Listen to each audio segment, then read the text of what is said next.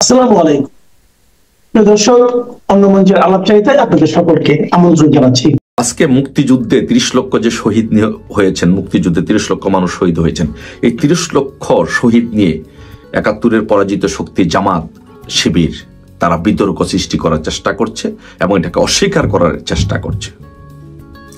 একটি কথা আছে যে আমরা যেটা জেনেছি যে রমজান মাসে যেমন শয়তান যেমন রমজান মাসে তাদের গায়ে জ্বালা পোড়া থাকে, তারা বন্দী থাকে, একই অবস্থায় ডিসেম্বর মাস আসলেই এই জামাত শিবির 71-এর পরাজিত শক্তির গায়ে জ্বালা ধরে যায়।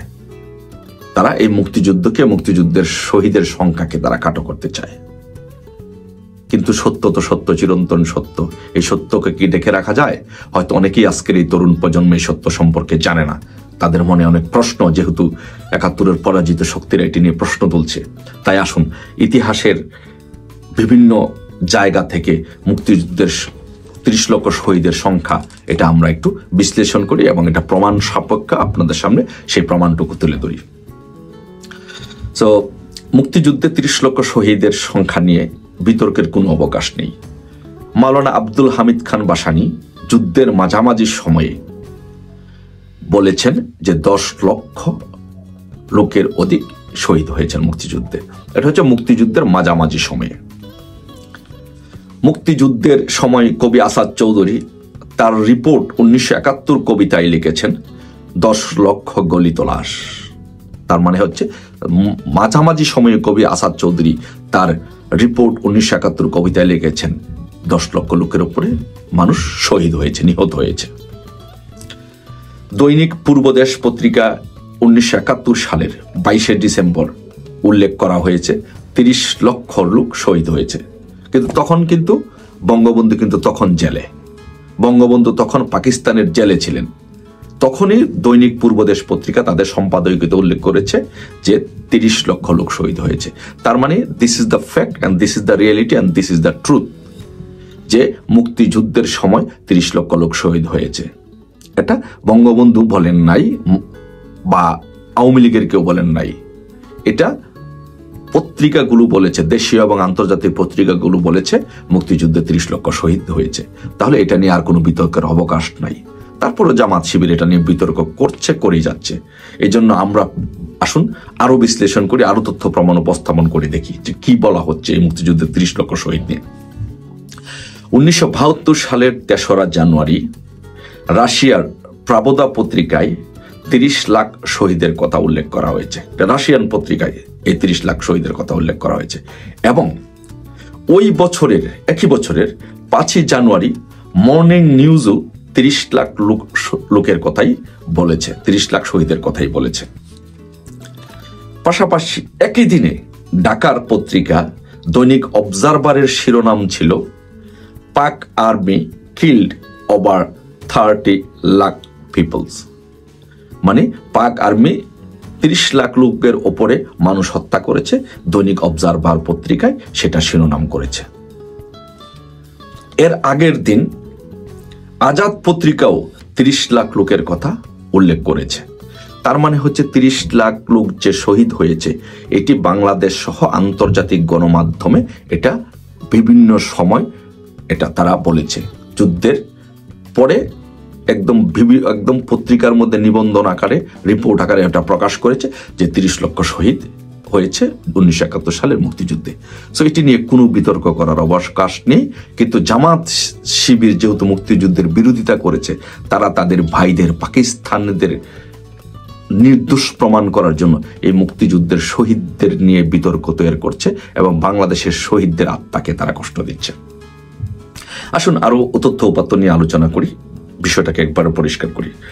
টাইমস পত্রিকা 1971 সালের 3রা এপ্রিল 3 লাখের বেশি শহীদ হয়েছে বলে উল্লেখ করেছে। টাইমস পত্রিকায়, বিদেশি একটি গণমাধ্যম, যখন কেবল যুদ্ধ শুরু হয়েছে এপ্রিল মাসে, তখনই বলেছে 3 লাখের উপরে লোক শহীদ হয়েছে। এপ্রিলের মাঝামাঝিতে নিউজ ডিউক লিখেছে 7 লাখ লোক শহীদ হয়েছে এবং আরেকটি বিদেশি পত্রিকা দ্য বাল্টিমোর সান 14ই মে 1971 সালে বলেছে 5 লাখের উপরে লোক নিহত হয়েছে। একইভাবে দ্য মোমেন্টো পত্রিকা 13ই জুন লিখেছে 5 থেকে 10 লক্ষ লোক নিহত হয়েছে। তারপরে আরেকটি গণমাধ্যম পত্রিকা খাইরান ইন্টারন্যাশনাল 28শে জুলাই লিখেছে 5 লক্ষ লোক নিহত হয়েছে। একইভাবে 23শে জুলাই ওয়াল স্ট্রিট জার্নাল, বিখ্যাত একটি জার্নাল, দ্য ওয়াল স্ট্রিট জার্নালে 23শে জুলাই বলেছে ম্যাক্সিমাম 10 লক্ষ লোক নিহত হয়েছে। তখন কি আপনি দেখেন, এই যে আমি ধারাবাহিক পত্রিকাগুলোর নাম উল্লেখ করলাম, যে নিউজ ডিউক, দ্য বাল্টিক মোরসান, দ্য মোমেন্টো, দ্য খাইরান ইন্টারন্যাশনাল এবং দ্য ওয়াল স্ট্রিট জার্নাল, এই পত্রিকাগুলো এবং একইভাবে দ্য টাইমস পত্রিকা সেপ্টেম্বরে উল্লেখ করেছে 10 লক্ষাধিক লোক নিহত হয়েছে। এবং আরেকটি পত্রিকা ধারাবাহিকভাবে 1971 সালে 1 অক্টোবর বলেছে, দ্য হ্যামস্টেড অ্যান্ড হাইগেটস এক্সপ্রেস নামে পত্রিকা লিখেছে 20 লক্ষ লোক নিহত হয়েছে। সো তার মানে হচ্ছে, আপনি যদি এই বিদেশি পত্রিকাগুলো, আন্তর্জাতিক প্রতিষ্ঠিত গণমাধ্যমগুলো, পত্রিকাগুলো, নিউজগুলো আপনি একটু বিশ্লেষণ করে দেখেন, এপ্রিলের মাঝামাঝি থেকে নিয়ে April, May, June, July, August, September, October, এইভাবে ধারাবাহিকভাবে লিখে রিপোর্ট করেছে 5 লক্ষ, 7 লক্ষ, 10 লক্ষ। সর্বশেষ 1971 সালের 1 October the Hampstead and Highgate express লিখেছে অক্টোবরে যে 20 লক্ষ লোক নিহত হয়েছে। তাহলে আপনার এই যে 30 লক্ষ লোক নিহত হয়েছে, এটা নিয়ে কি আপনি বিতর্ক করার আর কোনো অবকাশ আছে? তাহলে এই 30 লক্ষ প্রতিষ্ঠিত শহীদ যারা নিহত হয়েছে, তাদেরকে নিয়ে যারা বিতর্ক করে, তারা হচ্ছে তাদের ভাই পাকিস্তানকে, যারা ডিফেন্ডেন্ট, যারা অপরাধী, তাদেরকে নির্দোষ প্রমাণের জন্য চেষ্টা করছে, এবং বাংলাদেশে যারা শহীদ হয়েছে তাদেরকে অস্বীকার করার চেষ্টা করছে, বাংলাদেশকে অস্বীকার করার চেষ্টা করছে, মুক্তিযুদ্ধকে অস্বীকার করার চেষ্টা করছে। তারপরে সর্বশেষ আসুন এই ধারাবাহিকতায় অক্টোবরে তো লিখেছে 1971 সালের অক্টোবরে the Hampstead and Highgate express লিখেছে 20 লাখ। তার পরবর্তীতে মুক্তিযুদ্ধ আমাদের বিজয়িত হয়েছে ডিসেম্বরে, এর পরবর্তীতে অক্টোবরেই 20 লাখ লোক নিহত হয়েছে। এরপর কম্পটনস এনসাইক্লোপিডিয়া তাদের গণহত্যা পরিচ্ছদে মুক্তিযুদ্ধে শহীদের সংখ্যা লিখেছে 30 লাখ। দেখেন, এটা কিন্তু বাংলাদেশি না, বা বাংলাদেশে কোনো রাজনীতিতে পড়ে নাই। দ্য কম্পটনস এনসাইক্লোপিডিয়া তাদের গণহত্যা পরিচ্ছদে মুক্তিযুদ্ধের শহীদের সংখ্যা উল্লেখ করেছে 30 লাখ। একইভাবে এনসাইক্লোপিডিয়া আমেরিকানা তাদের 2003 সালের সংস্করণে বাংলাদেশ নামক অধ্যায়ে 71 নিহতের সংখ্যা উল্লেখ করেছে 30 লক্ষ। দেখেন, এবং গণহত্যা বিষয়ক গবেষক লিউ কুপার তার বিখ্যাত জেনোসাইড বইতে উল্লেখ করেছেন বাংলাদেশে মুক্তিযুদ্ধে 30 লক্ষ মানুষ শহীদ হয়েছেন। এখন আমার প্রশ্ন, এতগুলো আন্তর্জাতিক গণমাধ্যম সহ আন্তর্জাতিক যারা গবেষক আছে, লিউ কুপারের মতো গবেষক যারা জেনোসাইড বিষয়ক বিভিন্ন বই লিখেছেন, তারা তাদের সেই বইতে উল্লেখ করেছেন বাংলাদেশে মুক্তিযুদ্ধে 30 লক্ষ লোক শহীদ হয়েছেন। তাহলে এই 30 লক্ষ লোককে কেন অস্বীকার করছে জামাত, শিবির, এই 71-এর বিরোধিতাকারী সংগঠন? কেন তারা এটাকে অস্বীকার করছে? কেন তারা এটা নিয়ে বিতর্ক করছে?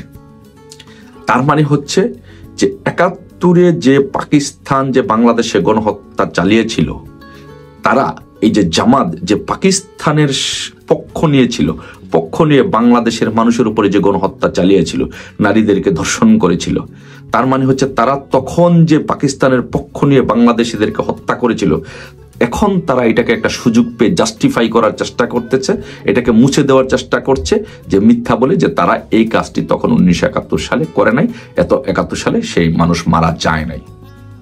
এবং পাশাপাশি আরেকটা জিনিস তারা প্রতিষ্ঠিত করার চেষ্টা করছে, যে তাদের ভাই যাদের জন্য তারা যুদ্ধ করেছে পাকিস্তানের জন্য, তাদের ভাই পাকিস্তান ভুল করে নাই, তারা অপরাধী না, তারা এত মানুষ হত্যা করে নাই। এটা তারা প্রতিষ্ঠিত করার চেষ্টা করছে। পাশাপাশি আরেকটা জিনিস চেষ্টা করছে যে বাংলাদেশে যে সকল শহীদ পরিবার, যে সকল মানুষ শহীদ হয়েছে, যে সকল শহীদ পরিবার শহীদ হয়েছে, তাদেরকে অস্বীকার করার চেষ্টা করছে, তাদেরকে আঘাত করছে, তাদেরকে অপমান অপদস্থ করছে, তাদের হৃদয়ে রক্তক্ষরণ ঘটাচ্ছে। সো প্রিয় দেশবাসী, আপনারা দেখেছেন এই 30 লক্ষ শহীদ, এটি প্রমাণিত, এবং লক্ষ লক্ষ মা বোনদেরকে যে দর্শন করেছে, ইজ্জত লুটে নিয়েছে, এটা প্রমাণিত। এটা আমি বলি নাই, বঙ্গবন্ধু বলে নাই, শুধু বঙ্গবন্ধু বলে নাই, আমি বলি নাই, বা আওয়ামী লীগের কেউ বলে নাই। এটা দেশি বিদেশি পৃথিবীর সমস্ত গণমাধ্যম এটা তুলে ধরেছে, গবেষকরা তুলে ধরেছে, এবং এটাই সত্য, এটাই প্রমাণিত যে মুক্তিযুদ্ধের সময় এই পাকিস্তানিরা এবং তাদের দোসর বাংলাদেশের জামাত, রাজাকার, আল বদর, আল শামসরা বাংলাদেশে 30 লক্ষ লোককে শহীদ করেছে, 30 লক্ষ লোককে হত্যা করেছে, এবং এদেশের বাংলাদেশের লক্ষ লক্ষ নারীদেরকে তারা দর্শন করেছে। তো তাই আসুন এই গণহত্যাকারী জামাত এবং তাদের যে মিথ্যা বয়ান, এই গণহত্যাকারী জামাতকে এবং পাকিস্তানের দোসর জামাতকে আমরা বয়কট করি, বর্জন করি, মুক্তিযুদ্ধকে ধারণ করি, মুক্তিযুদ্ধের নেতৃত্বকারী দল বাংলাদেশের আওয়ামী লীগের নেতৃত্বকে আমরা প্রতিষ্ঠিত করি, নতুবা মুক্তিযুদ্ধ টিকবে না, বাংলাদেশের স্বাধীনতার সার্বভৌমত্ব টিকবে না। আজকে যে বিষয়টি নিয়ে কথা বলবো, এটি দুটি বিষয় সম্পর্কের উপরে। দেখেন, ব্রিটেন এবং বাংলাদেশের জন্মের আগ থেকেই দুটি বন্ধু প্রতিম রাষ্ট্র। ব্রিটেনে যে বাঙালিরা বসবাস করে, ইমিগ্রেন্টের দিক থেকে বাঙালিদের অবস্থান দ্বিতীয় বা তৃতীয় স্থানে, তবে দ্বিতীয় হওয়ার সম্ভাবনাটাই খুব বেশি। অর্থাৎ ইন্ডিয়ান, বাঙালি এবং পাকিস্তানি, এই তিনটা দেশের নাগরিক 1, 2, 3 এই পজিশনে আছে, তবে বাঙালিদের অবস্থানটা দ্বিতীয় পজিশনে। 1 মিলিয়নেরও অধিক বাঙালি এই ব্রিটেনে বসবাস করে। কেউ স্থায়ীভাবে বসবাস করে ব্রিটিশ হিসেবে, আর কেউ কেউ নানানভাবে এখানে এসছেন, কেউ বৈধ অবৈধভাবে এই দেশে বসবাস করছেন। এই দেশের সাথে বাংলাদেশের সম্পর্ক মানে খুবই ঘনিষ্ঠতম একটা সম্পর্ক ছিল। সেখানে সাম্প্রতিক সময়ে বাংলাদেশের সরকার, ডক্টর ইউনূস একটি জাজমেন্ট দিয়েছেন। তার দুর্নীতি দমন আদালত একটি রায় দিয়েছেন। রায়টিতে ব্রিটেনের এমপি এবং ব্রিটেনের ট্রেজারি মিনিস্টার টিউলিপ সিদ্দিক তাকে 2 বছরের কারাদণ্ড দিয়েছেন। এই 2 বছরের কারাদণ্ড দিয়ে ডক্টর ইউনূস প্রমাণ করলেন তিনি কতটা ভিন্ডিকটিভ, তিনি কতটা ফাউল, তিনি কতটা অমানুষ। কেন বলছি অমানুষ? দেখেন, পৃথিবীর সমস্ত দেশের জুডিশিয়াল সিস্টেমের প্রথম কথাই হচ্ছে আপনাকে জাস্টিস করতে হবে, কারো উপরে ইনজাস্টিস করা যাবে না। এই যে মামলার আসামি টিউলিপ সিদ্দিক, তিনি কখনো বাংলাদেশে স্থায়ীভাবে বসবাস করেননি, বাংলাদেশে তার কোনো স্থায়ী ঠিকানাও নেই। তিনি ব্রিটেনে জন্মগ্রহণ করেছেন, ব্রিটেনেই পড়াশোনা করেছেন, এই দেশেই তিনি রাজনীতি করেন। ছাত্র জীবন থেকেই তিনি রাজনীতিতে হাতে খড়ি। প্রথমে তিনি কাউন্সিলর হয়েছিলেন, পরবর্তীতে তিনি ব্রিটেনের পার্লামেন্ট মেম্বার হিসেবে 4 বার নির্বাচিত হয়েছেন। 3 বার নির্বাচিত হয়েছেন বিরোধী দলের এমপি হিসেবে, লেবার পার্টির এমপি হিসেবে। 4বার তার দল ভূমিধস বিজয় অর্জন করে আপনার পার্লামেন্টে তিনি ট্রেজারি মিনিস্টার, প্রথমে সিটি মিনিস্টার, পরবর্তীতে ট্রেজারি মিনিস্টারের দায়িত্ব পালন করেছেন। এই দায়িত্ব পালন করা অবস্থায় বাংলাদেশে ডক্টর ইউনূসের অবৈধ সরকার যখন মৌলবাদী গোষ্ঠীর দ্বারা এবং রেডিকালিস্টের দ্বারা, আমেরিকা এবং পাকিস্তানের এই জঙ্গি গোষ্ঠীর সহায়তায় বাংলাদেশে যখন একটি সরকার উৎখাত আন্দোলন সফল হয়, তখন ডক্টর ইউনূস এসে ক্ষমতা গ্রহণ করেন। ক্ষমতা গ্রহণ করেই ডক্টর ইউনূস দুর্নীতিতে মজে যান। প্রথম দুর্নীতিটা কি করলেন?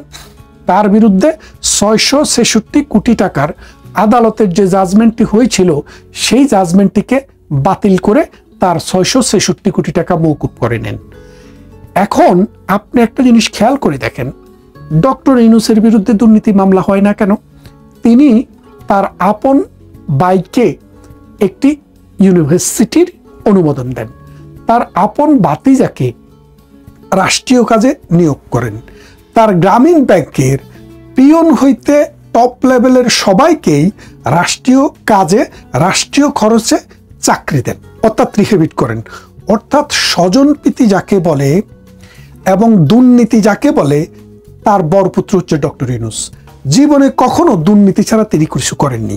ইভেন ইনি যে নোবেলটি পেয়েছেন সেটিও দুর্নীতি করে টাকা দিয়ে। এই নোবেল পাওয়ার জন্য তিনি টেলিনরকে বাংলাদেশে একটি কোম্পানি দিয়েছেন এবং পরবর্তীতে ডেনমার্ককে ইনি বাংলাদেশে একটি বন্দর 40 বছরের জন্য দিয়েছেন। তার মানে দুর্নীতির এমন কোনো শাখা নেই যে শাখাতে ডক্টর ইউনূস অবগাহন করেননি। সেই ইউনূস এই প্রধানমন্ত্রী শেখ হাসিনার বোনের মেয়ে টিউলিপ সিদ্দিকীকে 2 বছরের কারাদণ্ডে দণ্ডিত করেছেন। কি জন্য দণ্ডিত করলেন? বিষয়টা হচ্ছে যে প্রধানমন্ত্রী শেখ হাসিনা ক্ষমতায় থাকা অবস্থায় শেখ রেহানাকে একটি প্লট দিয়েছেন। কোথায়? পূর্বাচলে। এখন পূর্বাচলে প্লট দিয়েছেন, সেই প্লটটির টাকা দিয়ে তিনি কিনে নিয়েছেন এবং তার যে বাংলাদেশের তার পরিবারের যে কন্ট্রিবিউশন এবং তার যে ত্যাগ, তার হাজব্যান্ড ঢাকায় বাংলাদেশে একজন পরমাণু বিজ্ঞানী ছিলেন, তাদের যে ত্যাগ, এই ত্যাগের কারণে রাষ্ট্রীয় বিবেচনায় যদি রাষ্ট্র কখনো কাউকে অনুদান দেন, তাও টাকার বিনিময়ে, সেটা যদি সরকার বাতিল করতে চায় বাতিল করতে পারেন। এক সরকার দিলে আরেক সরকার তো বাতিল করতেই পারে, সেটা আগেও হয়েছে, ভবিষ্যতেও হবে, কিন্তু সেটাকে দুর্নীতির পর্যায়ে নিয়ে গেছে। আচ্ছা, দুর্নীতিতে আপনি মামলা নিলেন, মামলা নেওয়ার পরে মামলার অভিযোগ হলো প্রধানমন্ত্রী শেখ হাসিনা তার বোন এবং বোনের ছেলে মেয়েকে যে প্লট দিয়েছে, সেই প্লট দেওয়ার ক্ষেত্রে তার বোনের মেয়ে টিউলিপ সিদ্দিক প্রধানমন্ত্রীকে আনডিউ ইনফ্লুয়েন্স করেছে, অর্থাৎ প্রধানমন্ত্রীকে বাধ্য করেছে দেওয়ার জন্য। খেয়াল করে দেখেন, যাকে দিয়েছে তিনি হচ্ছে প্রধানমন্ত্রী শেখ হাসিনার আপন বোন, আর টিউলিপ হচ্ছে বোনের মেয়ে। তাহলে কার প্রভাবটা বেশি? প্রভাব খাটানোর যদি আসে, সেটা কি প্রধানমন্ত্রী শেখ হাসিনার উপরে শেখ রেহানা বেশি প্রভাব খাটাতে পারবেন নাকি টিউলিপ সিদ্দিক বেশি প্রভাব খাটাতে পারবেন? বিষয়টা একটু হিসেব করে দেখেন। একটা অন্ধ মানুষ যার বিবেক আছে, একটা অশিক্ষিত মানুষ কিন্তু বিবেক আছে, সেই লোক বোঝে মায়ের বাড়ির কোন আমটি বেশি মিষ্টি সেটা সন্তানের চাইতে মা ভালো জানেন। কেননা নানার বাড়িতে মায়ের জন্ম সন্তানের আগে হয়েছে। এখন এই যে প্রবাদটি, এখানে আপনি যদি একটু খেয়াল করে দেখেন, টিউলিপ সিদ্দিকের বিরুদ্ধে অভিযোগ কি? তিনি প্রভাব খাটাইছেন। তার প্রমাণ কি? প্রমাণ হচ্ছে যে একজন যে প্রধানমন্ত্রীর যে সচিব ছিল, সেই সচিবের সাথে ফোনে টিউলিপ সিদ্দিক কথা বলেছেন। তো কথা বলেছেন তো সচিবের সাথে, সচিব তো এসে সাক্ষী দেয়নি। সাক্ষী দিল কে? সচিবের অফিসের 2 জন কর্মচারী। এই 2 জন কর্মচারী সচিবের সাথে কথা বলছে, সেটা শুনেছে। এখন আপনি খেয়াল করে দেখেন, আপনি যখন হাই প্রোফাইল কোনো একজন মানুষ বিদেশি একজন মন্ত্রীর কাছে, বিদেশি একজন এমপির সাথে কথা বলবেন, তখন আপনার কর্মচারীরা শুনে বলবেন না, কখনো বলবেন না। সেটা আপনি বলবেন গোপনে অথবা আপনার ব্যক্তিগতভাবে কথা বলবেন। সেই কথাটি হলো একটি শোনা কথা, তাও কি অনুমান ভিত্তিক শোনা, যে একজন আরেকজনের সাথে, একজন সচিবের কক্ষে সচিব কার সাথে কথা বলছে, তার কর্মচারীরা 10 হাতের ভিতরে থাকার সুযোগ নেই। আপনারা বাংলাদেশের ডেকোরাম জানেন। ডক্টর ইউনূস যদি কারোর সাথে কথা বলে, প্রেসিডেন্ট ওবামার সাথে কথা বলে, বুশের সাথে কথা বলে, তার কর্মচারীরা কি কাছে বসে থাকে? না, এটা সুযোগ নেই। তাহলে অনুমান করতে পারে যে স্যার কার সাথে কথা বলতেছে। সেই অনুমান ভিত্তিক শোনা কথা উপরে ভিত্তি করে এই জাজমেন্টটি হলো। অথচ দেখেন, জাজমেন্টের আমাদের যে দেশে যে সাক্ষ্য আইন, এভিডেন্স অ্যাক্ট, সেটিতে সুস্পষ্টভাবে বলা আছে শোনা কথার উপরে ভিত্তি করে কোনো রায় দেওয়া যাবে না যদি না সেই শোনা কথা, শোনা এভিডেন্স, হেয়ারসে এভিডেন্সের উপরে ভিত্তি করে কোনো প্রমাণ না পাওয়া যায়। এখন তারা যে শুনেছে বলছে, এই শোনার কোনো রেকর্ড কি পাওয়া গেছে? কোনো টেক্সট মেসেজ দিয়েছে সেটা পাওয়া গেছে, অথবা কোনো চিঠি দিয়েছে সেটা পাওয়া গেছে, কোনো ইমেল পাঠিয়েছে সেটা পাওয়া গেছে? কিছুই পাওয়া যায় না। তার মানে তাদের শোনা কথার উপরে ভিত্তি করে কোনো রিকভারি নেই। সুতরাং বাংলাদেশের আইনে, বাংলাদেশের না শুধু পৃথিবীর সব দেশের আইনে এটি নাল অ্যান্ড ভয়েড, অর্থাৎ এই শোনা কথার কোনো ভিত্তি নেই। এটার উপরে ভিত্তি করে কোনো মানুষকে শাস্তি দেওয়া যায় না। এই শাস্তি দেওয়া যে নাটক, এই নাটকটি সারা বিশ্বে টেলিকাস্ট হয়েছে। আরব, ইউরোপ, আমেরিকা এবং আফ্রিকা সব দেশের রেডিও টেলিভিশনে কথাটি এসছে। কথাটি আসার পর সবার আলোচনাটি একটু আপনি দেখেন, টেলিভিশন একটু খুলে দেখেন, খবরপত্র পত্রিকা একটু দেখেন, তারা সবাই বলেছে এটা হাস্যকর এবং এটা হচ্ছে রাজনৈতিক প্রতিহিংসা পরায়ণ হয়ে একটি জাজমেন্ট। এবং এই জাজমেন্টের কারণে ডক্টর ইউনূস কর্তৃক যত রকমের আদালত আছে, ফৌজদারি আছে, সব বিচারকে মানুষ অবৈধ, নাল অ্যান্ড ভয়েড এবং রাজনৈতিক উদ্দেশ্য প্রণোদিত বলেই ধরে নেবে এবং এটাই স্বাভাবিক। প্রধানমন্ত্রী শেখ হাসিনা সহ যাদেরকে মৃত্যুদণ্ডের রায় দিয়েছে, সে রায়ের বিরুদ্ধেও সারা পৃথিবীর পত্রিকায়, সারা পৃথিবীর নিউজ মিডিয়াতে নিন্দার ঝড় উঠেছে। তার মানে কি দাঁড়াচ্ছে দেখেন, ডক্টর ইউনূস বিদেশিদের স্বার্থ চরিতার্থ করার জন্য টাকা খেয়ে বাংলাদেশটাকে বন্ধক দিচ্ছে এবং 1971 সালের পরাজিত শক্তি আইএস, তেহরিকে তালেবান, তারপরে পাকিস্তানের জৈশে মোহাম্মদী, লস্করে তৈয়বার মতো এই সব সন্ত্রাসী সংগঠনের প্রধানরা বাংলাদেশে এসে ঘোরাফেরা করছে এবং বিডিআরের একটি রায়কে উল্টে দিয়ে নতুন করে ইনভেস্টিগেশন করে ভারতকে ইনফ্লিক্ট করার চেষ্টা করা হচ্ছে। তার মানেটা তো আপনি বুঝছেন যে বাংলাদেশের যে উনি বলেছিলেন না যে রিসেট বাটন, বাংলাদেশের ইতিহাস, ঐতিহ্য, সমাজ, সংস্কৃতি, রাষ্ট্রকে রিসেট করতে গিয়ে এটাকে পুশ বাটনে টিপে একদম টয়লেটে ফেলে বাংলাদেশটাকেই ধ্বংস করে দিয়েছেন। ব্রিটিশ পার্লামেন্টের একজন মেম্বার, যিনি এই দেশের মন্ত্রীও ছিলেন, তার বিরুদ্ধে এই জাজমেন্টের পর এই দেশের লেবার পার্টি, যেই পার্টির এমপি এই টিউলিপ সিদ্দিক, তারা কি বলেছেন? তারা বলেছেন টিউলিপ সিদ্দিক একজন পার্লামেন্ট মেম্বার, তার বিরুদ্ধে কোনো অভিযোগ হলে তাকে পার্লামেন্টের অ্যাড্রেসেই একটি সামন পাঠানো যেত, তার বিরুদ্ধে যে অভিযোগ সেই অভিযোগ পাঠানো যেত, কিন্তু সেই অভিযোগটি কখনো পাঠানো হয়নি। তাকে কোনো রিপ্রেজেন্টেশনের সুযোগ দেওয়া হয়নি। শুধুমাত্র রাজনৈতিক হিংসা চরিতার্থ করার জন্য যে জাজমেন্ট দিয়েছে, এটা রুল অফ ল, ফেয়ার জাস্টিসকে ফলো করা হয় নাই। সুতরাং এই রায়কে ব্রিটিশ গভর্নমেন্ট রিকগনাইজ করে না। কথা বোঝেন, বলল বাংলাদেশের এই জাজমেন্টটাকে ব্রিটিশ গভর্নমেন্ট রিকগনাইজ করে না। এই জিনিসটি প্রধানমন্ত্রী শেখ হাসিনা আমাকে আমার একটি হোয়াটসঅ্যাপ মেসেজে পাঠিয়েছিলেন, আমি দেখেছি। দেখে পরে আমি খোঁজ করে অরিজিনাল জায়গাটিও দেখেছি যে হ্যাঁ, এই রকম ডিসিশনটি হয়েছে। তার মানেটা কি দাঁড়ালো দেখেন, বাংলাদেশের আদালতকে ব্রিটিশরা বলছেন যে এটা কোনো রিকগনাইজ করে না এইরকম ডিসিশনকে। এর চাইতে অপমানজনক আর কি হতে পারে একজন এই কিনা টাকায় নোবেল পাওয়া ব্যক্তির জন্য। বাংলাদেশ আজকে খুবই সমস্যা সংকুল একটি পরিস্থিতিতে। ভারতের সাথে অলরেডি আমাদের সম্পর্ক দা কুমড়া, যেই কোনো সময় বেজে যেতে পারে যুদ্ধের ধামামা। রাশিয়ার প্রেসিডেন্ট ভ্লাদিমির পুতিন অলরেডি মোদির সাথে বৈঠক করেছে। আমেরিকার সাথে অলরেডি ভারত একটি প্রতিরক্ষা চুক্তি স্বাক্ষর করেছে। এইরকম একটি অবস্থায় একদিকে ভারতকে শত্রু বানিয়েছে, আরেকদিকে ব্রিটেনকে শত্রু বানাচ্ছে। প্রতিদিন আমরা নতুন নতুন শত্রু আমদানি করতেছি। আর পাকিস্তানের মতো চিহ্নিত একটি সন্ত্রাসী রাষ্ট্র, যারা সারা পৃথিবীতে সন্ত্রাসী উৎপাদন করে রপ্তানি করে, তাদেরকে আমরা বন্ধু বানাচ্ছি। যারা ধর্মাশ্রয়ী রাজনীতিকে প্রশ্রয় দেয়, তালেবান জঙ্গি তৈরি করে, আইএস জঙ্গি তৈরি করে, সৌদি আরবে গিয়ে ভিক্ষা করে, তাদেরকে বাংলাদেশে আস্তে আস্তে সব জায়গায় অ্যাক্সেস দিয়ে দিচ্ছে, যার ফলে বাংলাদেশের সামনে এখন একটি অন্ধকার টানেল। এই অন্ধকার টানেলে বাংলাদেশ যে কি করবে ভবিষ্যতে সেটা আমরা জানি না, আপনারাও জানেন না। কিন্তু এটা সত্যি, বাংলাদেশের ভাগ্য আকাশে কালো মেঘ জমেছে। সেই কালো মেঘ যদি দূর করতে হয়, এই ডক্টর ইউনূস গংকে সমূলে উৎপাটন করতে হবে এই বাংলার জমিন থেকে।